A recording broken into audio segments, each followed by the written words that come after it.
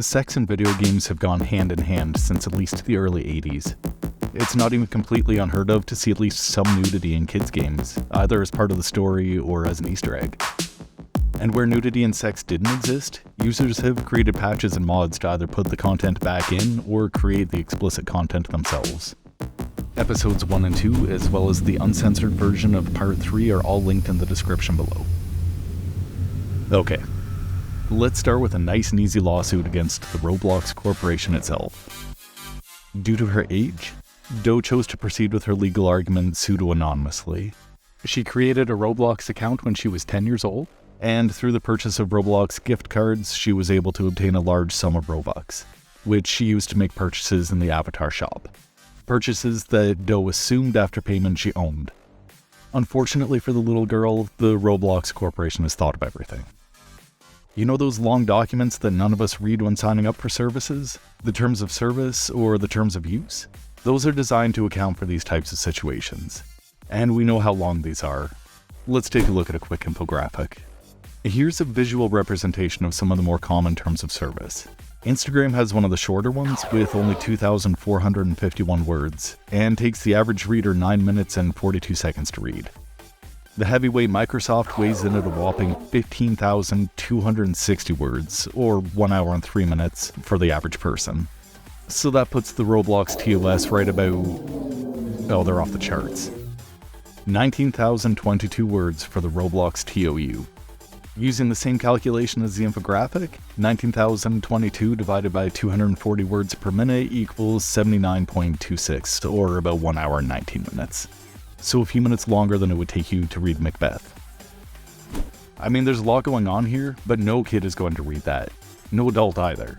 And I know from experience that a kid can make a Roblox account with no restrictions without parental involvement, and definitely without reading the TOU.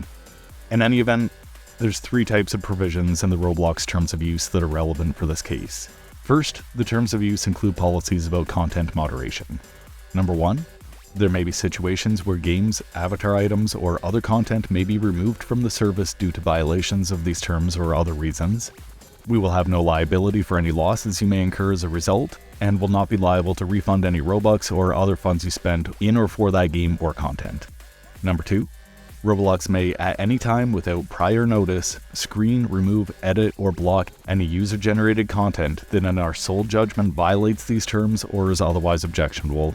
And number 3, the user agreed to waive and do waive any legal or equitable right or remedy you have or may have against us with respect to the UGC. Doe alleges that Roblox incentivizes its users, who are mostly minors, to purchase these items, and that it takes a cut of the profits. Unbeknownst to users, she claims, Roblox will delete some items without warning to induce users to buy more. I can't speak as to whether or not the Roblox Corporation has any malice when deleting items, but Jane Doe lost the case. So, for the foreseeable future, many people will end up staring at their content deleted screens. So why did I go on about a failed lawsuit? Partly because I spent hours reading through the court documents and didn't want it to go completely to waste, but mostly because content deleted is one of the ways that developers have actually named their condo games to bypass the filters to get the content live on Roblox. But I'm getting ahead of myself again. Let's explain what a condo is within the Roblox community. In their simplest form, they are virtual space building games that often contain mature themes, including drugs, alcohol, and explicit sex. So put your coffee or energy drink down because I don't want you to get overstimulated. We're going to talk etymology and morphology. At the time of this writing, Roblox condos are often referred to as scented cons. But how did we get here? There's not a ton of information on this, so some of this is going to be my best guess based on the most plausible explanations I could find. The original term was condo, short for condominium, which presumably was used because Penthouse, or in this case Penthouse, probably didn't make it through the filters. In a twist that I didn't see coming, there's some wordsmithing going on here. The con in condo was kept in favor of using the word consent as a way to imply consent by entering the experience. So it's anagram time. Consent became ScentCon. Filters are updated and we get ScentCon. And of course that ends up getting flagged as well, so we shift to Scented Con games. ScentCon, ScentCon, ScentedCon. And to be honest, it's a really cool transformation that kept its root and added meaning. Neat. And it's a lot less crass than what I originally thought. I thought they were talking about the smell during an orgy. Roblox is an ecosystem where users are encouraged to create literally anything they want. So what's the problem?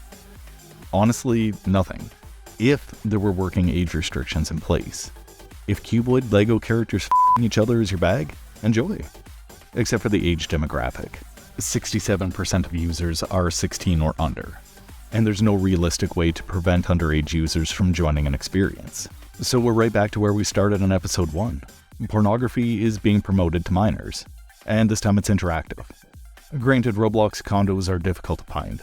For the most part, you need to join a Discord server to get access to them. And they are pulled from the ecosystem very quickly, generally within minutes, and at the worst, they're up for a couple of hours.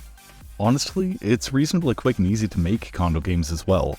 There are plenty of tutorials right here on YouTube, and many come with links to pre-built Roblox strip clubs, and include the usual character animations associated with the condo culture, as well as predefined morphs, which in this context is how you change the gender identity of your avatar by giving them breasts or genitals.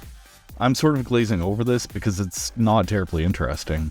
I had presumed there was some sort of hacker level stuff going on here, but in reality it's just a creative use of existing tools. During my research, I landed on some of the most disgusting, racist, hate-filled sites imaginable, and while I was on Twitter, what did surprise me during my research is how large and active the Roblox porn community is. I mean, I guess it shouldn't surprise me that much. This was the pinnacle of sexy video game characters when I was a teen. And yes, I downloaded the nude patch for her. In all truthfulness, search Twitter for Roblox and it's just a matter of time until you stumble on condo content. I haven't even checked yet for Rule 34 content. Yeah, it's there too. I'm getting low-key worried I've seen enough Roblox porn it's gonna legit awaken something in me. So this is the third and final Roblox video for me. We've gone an entire episode without talking about rape or murder, so I think it's a good spot to say unless something huge happens in the Roblox community, I can move on to other topics. Although it looks like Roblox may seriously be asking for problems, so we'll see how long this lasts. The silver lining is that in doing these Roblox videos, it introduced me to the Tommy Tallarico rabbit hole. And that's a deep one. So I've got content there. So here are my final thoughts on Roblox. There is a very high likelihood the parents will lose money. Most of the decent experiences require Robux payments once your kids are already hooked. You won't get any of that money back. There have been and still are predators in the community, but Roblox cares, from a business perspective. Discord is weird, really weird. Make sure you actually know the people you're talking to there. Kids will find inappropriate content. So is Roblox safe for kids? Yeah, for the most part. They should be aware of how to block users though. And just like any game where there's online interactions, it's not properly moderated by the corporation, so it's gotta be moderated on the end user level. So finally I can free up some space on my phone and delete Roblox. I'm just gonna go ahead and give my brain a reset by watching the worst animated film of all time before I start laying into Tommy. Wait, there was supposed to be a food fight game? Oh, Tommy, you can wait, buddy.